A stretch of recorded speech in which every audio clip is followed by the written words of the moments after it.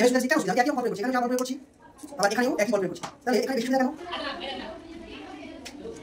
বল ও চাপ আমি তোমাদেরকে পড়াবো একদম প্রথম চ্যাপ্টার, এবং নতুন জিনিস তোমরা এখানে শিখবে। মন দিয়ে ক্লাসটা ভালো করে দেখো এবং আমার কথাগুলো ভালো করে শুনবে, ঠিক আছে? তাহলে আমি শুরু করি। প্রথম চ্যাপ্টার বল এবং চাপ, অর্থাৎ ফোর্স অ্যান্ড প্রেসার, ঠিক আছে? তোমরা প্রত্যেকে ভালো করে শুনবে এবং আমার প্রত্যেকটা লেখায় যা দিচ্ছি ওই প্রত্যেকটা লেখা তোমরা দেখবে, ঠিক আছে? বেশ, বল ও চাপ।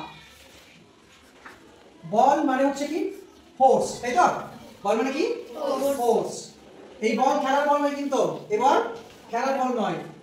খেলার বলের স্পেলিং হচ্ছে BALL, আর এর স্পেলিং কি FORCE, ফোর্স। এটা হলো FORCE, ফোর্স। অ্যান্ড প্রেসার, চাপ মানে কি প্রেসার, PRESSUR। তাহলে ফোর্স অ্যান্ড প্রেসার এটা তোমাদের প্রথম চ্যাপ্টার, ভালো করে আমাকে জানতে হবে। যদিও তোমাদের পূর্ব পাঠে অর্থাৎ ক্লাস 7-এ তোমরা শিখেছো কি বল সম্বন্ধে একটু আইডিয়া পেয়েছো। বল জিনিসটা কি? বল হলো এমন একটা বিষয়, বল এমন একটা বিষয় যা প্রয়োগ করলে বস্তু কি হয়, গতিশীল হয়, কিংবা গতিশীল বস্তুকে কি করতে পারি আমরা, থামাতে পারি, তাই তো? স্থির করতে পারি। তাহলে গতিশীল বস্তুকে স্থির করতে পারি, কিংবা কোন একটা স্থির বস্তুকে গতিশীল করার জন্য যা প্রয়োগ করতে হয় সেটাই কি বল। ওকে, দেখো তাহলে ফোর্স বা বল হলো যে যা প্রয়োগ করলে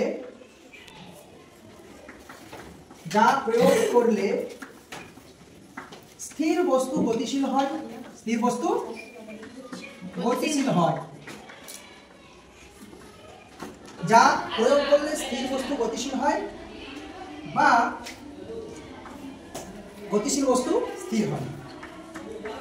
গতিশীল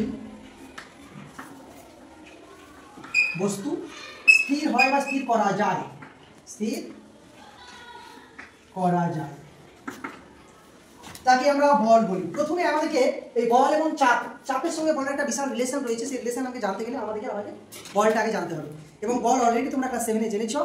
তো সেই জন্য আমি একটু তোমাদেরকে রিমাইন্ড করে দিচ্ছি, রিভিশন করে দিচ্ছি যে বল জিনিস সেটাই যা প্রয়োগ করলে স্থির বস্তু গতিশীল হয় বা গতিশীল বস্তু স্থির করা যায়, ঠিক আছে? এটাকে বলা হয় বল বা ফোর্স। এটা তোমরা লিখে নাও, এটা স্টপ করে দাও।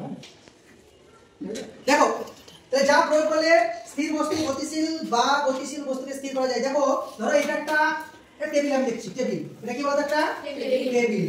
এই টেবিলের উপরে এখানে একটা বই আছে, মোটা বই রেখেছি। বইটা এখন কি আছে বলতো, স্থির আছে।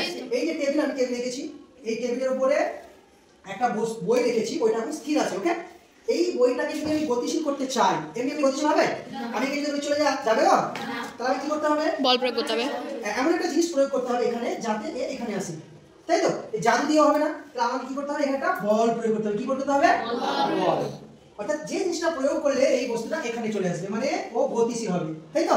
ও কি হবে, গতিশীল হবে। এই যে জিনিসটা আমি প্রয়োগ করেছি সেটাকে বলবো কি, বল বলবো। এটাকে আমরা এফ দিয়ে ইন্ডিকেট করব, কি দিয়ে, এফ। ইংরেজি ক্যাপিটাল অক্ষর যেটা এফ, সেই এফ দিয়ে ইন্ডিকেট করব। এফ ফর ফোর্স, সেই জন্য আমরা এফ দিয়ে ইন্ডিকেট করব।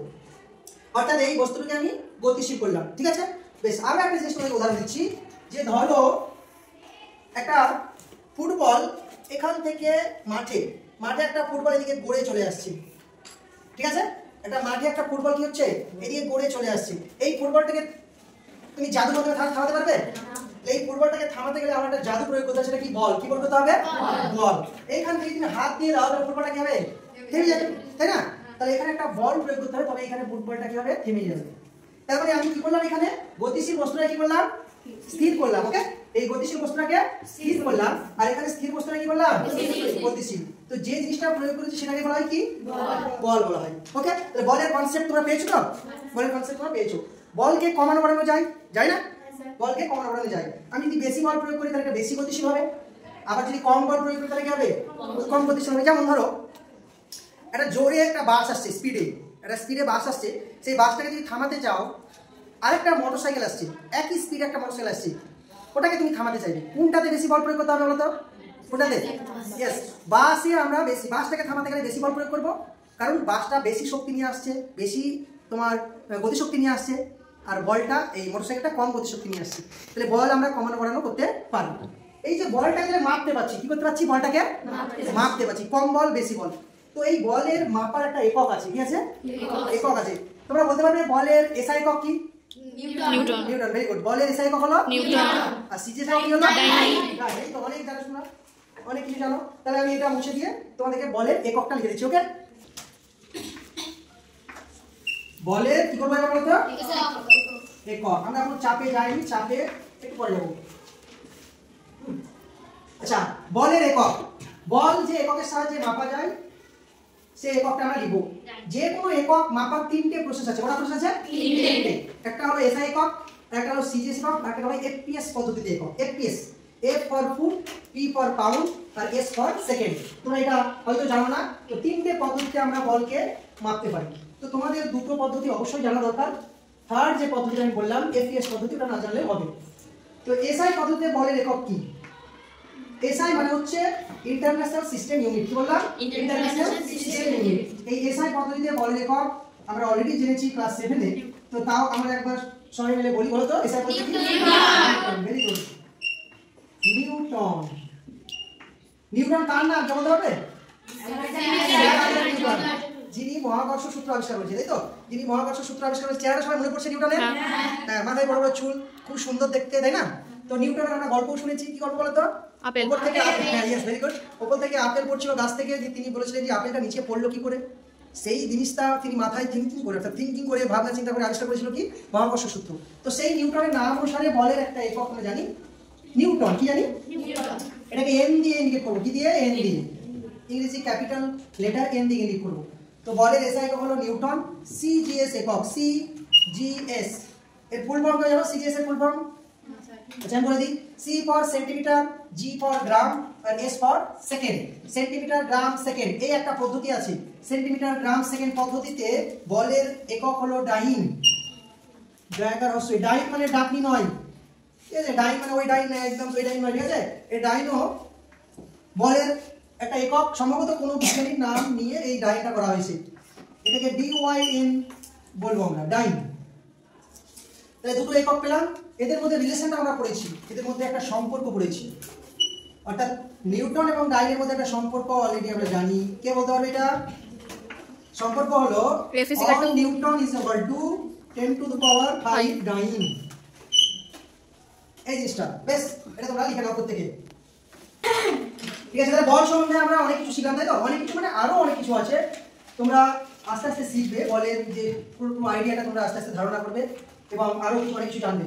বলের আমরা জানি একক ই রয়েছে, সূত্র রয়েছে। বলের সূত্র মানে কি? যেটা নিউটনের সূত্র, যেটাকে আমরা বলবো নিউটনের গতিসূত্র। তো ওই সব জিনিসে আমি যাওয়ার আগে, ওই সব বিষয়ে যাওয়ার আগে আমি চাপ সম্বন্ধে তোমাদের একটু ধারণা দিই। তাহলে বল সম্বন্ধে একটু ধারণা পেলাম তো আমরা প্রত্যেকে? এবার আমি চাপ জিনিসটা কি জিনিস? চাপ, এটা চপ নয়। এটা কি চাপ না চপ? চাপ। তো চাপ কাকে বলে, চাপের বিষয়টা আমরা একটু জানবো। বেশ, দেখো চাপ মানে হচ্ছে ইংরেজিতে বলা হয় কি প্রেসার। কি বলা হয়? প্রেসার। যেমন আমার মাথায় এখন প্রচুর চাপ, পড়াশোনার চাপ। অবশ্যই আমার মাথায় পড়াশোনার চাপ, মাথায় ব্যথা করছে, মানে আমাকে প্রেসার, মাথায় একটা প্রেসার পড়ে দিয়েছে, এখানে একটা চাপ পড়েছে আমার। তো এই বিষয়ে চাপ, স্ট্রেস, এইসব জিনিসগুলো কি। তো এখানে আমরা কিন্তু ফিজিক্যালি চাপ পড়বো, এখানে ফিজিক্যালি চাপ পড়বো, ফিজিক্সের যে চাপ বিষয়টা সেটা পড়বো। দেখো চাপের ধারণাটা তোমরা, এই যে আমার হাতে একটা কলম আছে, দেখতে পাচ্ছ? এটা কি একটা কলম, ঠিক আছে? তো এই কলমটা দিয়ে আমার হাতের উপর কি দিচ্ছি? বল প্রয়োগ করছি। কি করছি? বল প্রয়োগ করছি। বল প্রয়োগ করার ফলে আমার হাতের তালুর উপর একটা চাপ পড়ছে। পড়ছে না? পড়ছে না? চাপ পড়ছে তো? যদি এখানে বেলুন রেখে দিতাম, এই চাপ দিয়ে বেলুনটাকে ফাটিয়ে দিতাম না? আমি ফাটাতে পারতাম তো? একটা বেলুন যদি থাকতো তাহলে চাপ দিয়ে আমি কলম দিয়ে বেলুনটাকে ফাটাতে পারতাম। আচ্ছা, এইভাবে ফাটানোটা সুবিধা বেশি। এবার এই পেনটা খুলে দিলাম, এইভাবে সুবিধা বেশি, এভাবে সুবিধা বেশি। কেন সুবিধা? আমি তো একই রকম বল প্রয়োগ করছি, এখানেও যা বল প্রয়োগ করছি, আবার এখানেও একই বল প্রয়োগ করছি। তাহলে এখানে বেশি সুবিধা কেন? তার কারণটাই আমি তোমাকে আলোচনা করবো, ঠিক আছে? দেখো তুমি এখানেই দেখতে পাচ্ছ, এই যে হাতের তলা আমার আছে, হাতের তলা এই কলমটাকে আমি এইভাবে আঘাত করছি, কলম দিয়ে এইভাবে আঘাত করছি। আমার হাতের তলা একটা চাপ পড়ছে, কিন্তু যখন এই কলমের মুখিটাকে খুলে নিয়ে আমি দিব কি এরকম করে? ও ব্যথা করে, তাই তো? এরকম করে দিতে পারবো না। তাহলে কি এমন ঘটলো যাতে আমি এখন দিতে পারছিলাম আর এখন দিতে পারছি না? এটাই হচ্ছে চাপ। কি বলতো এটা? এটা হচ্ছে চাপ। অর্থাৎ চাপের সঙ্গে বলের এবং এই যে এখানকার একটা সম্পর্ক রয়েছে। চাপের সঙ্গে কিসের? চাপের সঙ্গে বল, এই যে বল প্রয়োগ করছে এই বলটা এবং এই যে এটা কিংবা এটার মধ্যে একটা সম্পর্ক রয়েছে।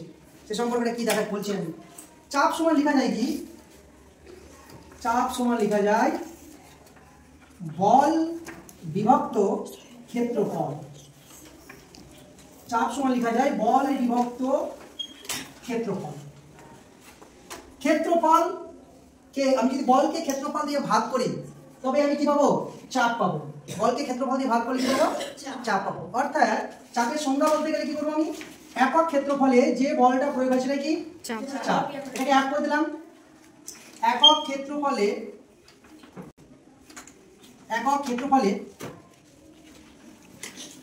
লম্বভাবে একক ক্ষেত্রফলে লম্বভাবে ক্রিয়াশীল বলকে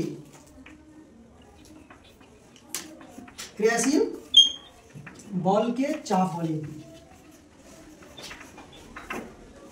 একক ক্ষেত্রফলে লম্বভাবে ক্রিয়াশীল বলকে চাপ বলা হয়। যে কোনো জিনিসের সংজ্ঞা বানাতে গেলে আমাদের যদি এই কোনো একটা রিলেশন এরকম থাকে, সংজ্ঞা বানাতে গেলে নিচেরটাকে আমাকে 1 করতে হয়, একক করতে হয়। তাহলে একক যদি করি তাহলে নিচে 1 থাকলো, তাহলে বলের সঙ্গে চাপের কি হলো? সমান হয়ে গেল। ওটা যেটাই বল সেটা হলো কি? চাপ। বুঝতে পারছো? যেটা বল সেটাই চাপ যদি এটাকে নিচেরটাকে 1 করে দিই। সেই জন্য লিখেছিলাম দেখো একক ক্ষেত্রফল। একক ক্ষেত্রফলে লম্বভাবে ক্রিয়াশীল বলকে চাপ বলা হয়। লম্বভাবে কেন বলছি? এই জিনিস তোমরা পরে শিখবে। এইভাবে বলটা প্রয়োগ করতে পারি, এইভাবে বলটা প্রয়োগ করতে পারি। এই কর্নার করে কোনটাতে বেশি বল পাচ্ছে? লম্বভাবে। এটাতে কম বল পাচ্ছে। তো সেই জন্য আমরা চাপের যখন সংজ্ঞা বলবো তখন বলটাকে কি করবো? লম্বভাবে দেবো। কেমন ভাবে দেবো? লম্বভাবে দেবো। ঠিক আছে? তাহলে এই বিষয়টা একটু ভালো করে দেখো। ক্ষেত্রফল, এটার ক্ষেত্রফল বেশি না এটার ক্ষেত্রফল বেশি? নিশ্চয়ই এটার ক্ষেত্রফল কম আর এটার ক্ষেত্রফল বেশি, তাই তো?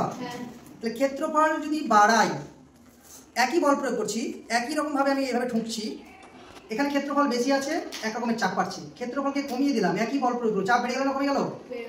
এটা এখানে কি হলো? বেড়ে গেল, তাই তো? এক্ষেত্রে চাপ বেড়ে গেল। চাপ বেশি পাচ্ছি তো আমি, এখানে চাপ বেশি পাচ্ছি আর এখানে চাপ কি হচ্ছে? কম পাচ্ছি। বুঝতে পেরেছো? তার ক্ষেত্রফল কম হবে, তার উপরে চাপটা কি হবে? বেশি পড়বে, তাই তো? এই কলমটা দিয়ে তোমরা বুঝতে পারবে। এখানে ক্ষেত্রফল বেশি, চাপ কম লাগছে, ক্ষেত্রফল কমে গেল, চাপ বেশি হয়ে গেল। তার মানে চাপের সঙ্গে ক্ষেত্রফলের একটা সম্পর্ক আছে, সেই সম্পর্কটা হলো ব্যস্ত সম্পর্ক। কেমন সম্পর্ক? ব্যস্ত সম্পর্ক। ব্যস্ত সম্পর্ক মানে হচ্ছে যদি চাপকে বাড়াতে চাই তাহলে ক্ষেত্রফলকে কি করতে হবে? কমাতে হবে। আর চাপকে কমাতে গেলে ক্ষেত্রফলকে কি করতে হবে? বাড়াতে হবে। তাহলে এখানে একটা জিনিস আমরা শিখলাম, চাপ এবং ক্ষেত্রফল খুব ইম্পর্টেন্ট ইনফরমেশন আমরা মনে রাখবো। চাপ এবং ক্ষেত্রফল এটা আমরা দিয়ে করি। এই যে ধরে নিচ্ছি, চাপ এবং ক্ষেত্রফল ব্যস্তানুপাতিক। চাপ এবং ক্ষেত্রফল হলো ব্যস্তানুপাতিক সম্পর্ক। অর্থাৎ ক্ষেত্রফল বাড়ালে চাপ কমবে আর ক্ষেত্রফল কমালে চাপ বাড়বে। ছোট্ট একটা এমসিকিউ আমি দিই তোমাদেরকে। এখানে অঙ্ক করতে দাও। ড্যাশ করলে চাপ বৃদ্ধি পায়। এখানে কি হবে বলতো? ক্ষেত্রফল কম করলে, তাই তো? কি হবে? ক্ষেত্রফল কম করলে। বুঝতে পেরেছো? ক্ষেত্রফল কম করলে, ক্ষেত্রফল কম করলে চাপ বৃদ্ধি পায়। দেখো এই যে ক্ষেত্রফল কম করে দিলাম, চাপ দিচ্ছি আমি, ক্ষেত্রফল কম করে দিলাম, কি হলো? চাপ বৃদ্ধি পাচ্ছে, বেড়ে গেল। ক্ষেত্রফল কম করলে চাপ কি হয়? বৃদ্ধি পায়, বেড়ে যায়। এখানে ঠিক আছে? তাহলে চাপ সম্বন্ধে একটু আইডিয়া পেলাম তো? চাপ হচ্ছে বলের সঙ্গে ক্ষেত্রফল যদি ভাগ করি তাহলে আমরা কি পাবো? চাপ পাবো। আর চাপ যদি বাড়ায় তাহলে কি হবে? যদি ক্ষেত্রফল বাড়ায় তাহলে চাপ কমে যাবে আর ক্ষেত্রফল কমালে চাপ কি হবে? বৃদ্ধি পাবে। ওকে? অর্থাৎ চাপের সঙ্গে ক্ষেত্রফলের একটা ব্যস্ত আর চাপের সঙ্গে বলের সম্পর্ক কি বলতো? সমানুপাতিক সম্পর্ক। উপরের সঙ্গে উপর, উপরের সঙ্গে উপর সবসময় কি হয়? সমানুপাতিক। আর উপরের সঙ্গে নিচের সম্পর্ক কি হয়? ব্যস্তানুপাতিক। এটা লিখে দিচ্ছি, তোমরা ভুলে না যাও। এবং এবার শুধু অঙ্ক নিয়ে বুঝতে হবে না, প্র্যাকটিক্যালি তোমাদেরকে একটু বুঝতে হবে। বলের সঙ্গে চাপের সম্পর্ক সমানুপাতিক। সমানুপাতিক মানে হচ্ছে এটাকে যদি বাড়ানো হয় তো এটা বাড়বে, তাহলে সমানুপাতিক হারে বাড়বে। আর ব্যস্তানুপাতিক মানে হচ্ছে কি কমে যাবে, তাই না? এটাকে যদি বাড়ায় তাহলে এটা কমবে। যেমন আমি একটা তোমাদের উদাহরণ দিই, যে একটা জমিতে ধরো তুমি ধান কাটতে মজুরি লাগিয়েছো ধান কাটতে। তাহলে যদি জমিটা তুমি বলো যে আমি 2 দিনে জমিটাকে কাটবো, তাহলে তোমাকে মজুরি মানে লোক সংখ্যা শ্রমিক সংখ্যা বাড়াতে হবে, কমাতে হবে? বাড়াতে হবে। যদি আমি বলি যে না ওটাকে আমি 10 দিন ধরে কাটবো, তাহলে কি শ্রমিক সংখ্যা কম লাগবে, কমাতে হবে, তাই তো? তাহলে সময়ের সঙ্গে শ্রমিকের সম্পর্ক কি? ব্যস্ত সম্পর্ক। যদি সময় বেশি লাগে তাহলে আমাকে কি হবে? সময় বেশি যদি করতে চাই আমি, তাহলে আমাকে শ্রমিক সংখ্যা কম নিলেও হবে। কিন্তু আমি যদি বলি যে না একদিনেই করবো আমি, তাহলে কি আমাকে শ্রমিক সংখ্যা বাড়াতে হবে। ঠিক আছে?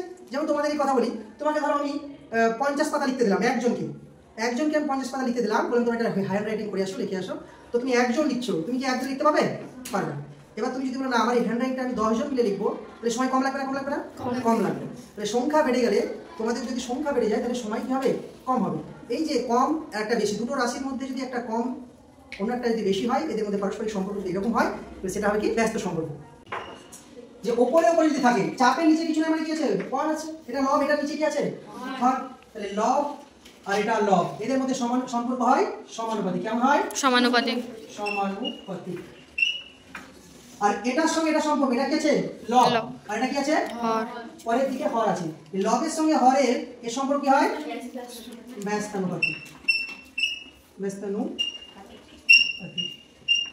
এটা বুঝতে গেলে ওই সেই ভগ্নাংশ সঙ্গে রুটি ভাগ করার ব্যাপারটা জানতে হবে। বুঝতে পারছো? রুটি ভাগ করার ব্যাপার শিখতে হবে। ওটা আমি পরে শেখাবো। তোমরা শুধু জেনে নাও যে চাপের সঙ্গে বলের সমানুপাতিক সম্পর্ক, চাপের সঙ্গে ক্ষেত্রফলের ব্যস্ত সম্পর্ক। প্র্যাকটিক্যালি দেখো, এখানে আমি হাতের উপরে এরকম ভাবে বল প্রয়োগ করছি, একরকমের চাপ পাচ্ছি। যদি আমি বলটাকে বাড়িয়ে দিই, তাহলে চাপ বেশি হবে না কম হবে? বেশি হবে তো? তাহলে বল বাড়ালে চাপ বাড়ছে না কমছে? বাড়ছে। বল বাড়ালে চাপ বাড়ছে। চাপের সঙ্গে সেই জন্য বলের সম্পর্ক কি? সমানুপাতিক। বেশ, এবার আমাদের আরেকটা জিনিস জানতে হবে, একক। চাপের একক। যেমন আমরা বলের একক শিখলাম, সেরকম শিখবো চাপের একক। তোমরা এটা লিখো এখন, চাপের এককটা। চাপে তো দুটো একক রয়েছে, এসআই পদ্ধতি এবং সিজিএস পদ্ধতি। তোমরা একক কি করে বানাবা একটা দেখি, আমার একক বানাতে হবে। দেখো, চাপের এসআই একক তোমরা নিজেরাই পারবে। চাপ মানে জানি কি? বল বাই ক্ষেত্রফল। এটাকে আমি এইভাবে লিখি একবার। চাপ মানে হচ্ছে প্রেসার, মানে পি, আর বল বাই ক্ষেত্রফল মানে হচ্ছে কি? ফোর্স বাই ক্ষেত্রফলকে ইংরেজিতে বলা হয় কি? এরিয়া। তাহলে pressure is equal to force by area. Pressure is equal to force by area. এবার তুমি এসআই একক দেখো, এই ইকুয়েশন থেকে বানাতে পারবে। এসআই এককটা এই ইকুয়েশন থেকে বানাতে পারবে। কি করে বানাচ্ছি দেখো, তুমি একটু আগে পড়লে বলের একক কি বলতো? নিউটন। তাহলে উপরে নিউটন বসাবো। ক্ষেত্রফলের একক কি? ক্ষেত্রফল মানে কি? তোমরা পড়েছো না? মিটার নয়, মিটার স্কয়ার। ক্ষেত্রফল একক কি? Metre square. জমির ক্ষেত্রফল, দৈর্ঘ্য এত, প্রস্থ এত। ক্ষেত্রফল দৈর্ঘ্য এত, প্রস্থ, তাই তো? দৈর্ঘ্যেরও মিটার একটা পাচ্ছি, প্রস্থের একটা মিটার পাচ্ছি। এই দুটো মিটার গুণ করলে কি হয়? Metre square. তো সেই জন্য ক্ষেত্রফলের এককটা হয় কি? Metre square. এগুলো তোমরা শিখেছো ক্লাস 7 এ। সেই জন্য এটাতে পেলাম আমি নিউটন, এটাতে পেলাম কি? Metre square. তাহলে প্রেসারের একক হয়ে গেল newton metre square per metre square. তো চাপের এসআই একক, এটার এসআই একক বসিয়ে দেবো, এটার এসআই বসিয়ে দেবো, তাহলে চাপের এসআই একক পেয়ে যাবো। বুঝতে পারছো? চাপের যদি এসআই একক বার করতে চাই, তো চাপ মানে কি জানি? বল বাই ক্ষেত্রফল। তাহলে বলের এসআই একক বসিয়ে দেবো, আর কি বসাবো? ক্ষেত্রফলের এসআই একক বসাবো। তাহলে আমরা কি পেয়ে যাবো? চাপের এসআই একক পেয়ে যাবো। তাহলে বলের এসআই একক হচ্ছে নিউটন মানে এম, আর ক্ষেত্রফলের এসআই একক হচ্ছে মিটার স্কয়ার। চাপের এসআই একক হলো নিউটন পার মিটার স্কয়ার। লিখে নাও এটা। চাপের এসআই একক হলো নিউটন পার মিটার স্কয়ার। এর একটা সুন্দর নাম রয়েছে নিউটন পার মিটার স্কয়ার, ওই নামটাও আমাদের লিখতে হবে। অর্থাৎ এসআই পদ্ধতিতে চাপের একক নিউটন পার মিটার স্কয়ার, বা আরেকটা নাম রয়েছে, বা কি জানো? পাস্কাল। কি বলো তো? পাস্কাল। সেকা দন্ত সয় কয় আকার ল পাস্কাল। লিখে নিও। চাপের এসআই একক হলো নিউটন পার মিটার স্কয়ার বা পাস্কাল। পেলাম কি আমরা? Newton per metre square. এবার সিজিএস একক সেরকম ভাবে পাবো। তোমরা বলো তো সিজিএস একক কি লিখবো? বলো। একদম কারেক্ট। সিজিএস একক কি হবে? ডাইন পার সেমি স্কয়ার। এটা হবে ডাইন, ডিওয়াইএন, ডাইন পার সেমি স্কয়ার। এটা এইভাবে লেখা হয়, আর তুমি এইভাবেও লিখতে পারো, ডিওয়াইএন ডাইন, এরকম করে সেমি স্কয়ার লিখতে। তো সিজিএস পদ্ধতিতে চাপের একক আরেকটা আছে ডাইন পার সেমি স্কয়ার। উপরে বল, নিচে ক্ষেত্রফল। উপরে বল, নিচে ক্ষেত্রফল, দ্যাট ইজ প্রেসার। ঠিক আছে, আজকে এইখানেই ক্লাস থাকলো। পরের ক্লাসে আবার দেখা হবে। Tata, bye bye.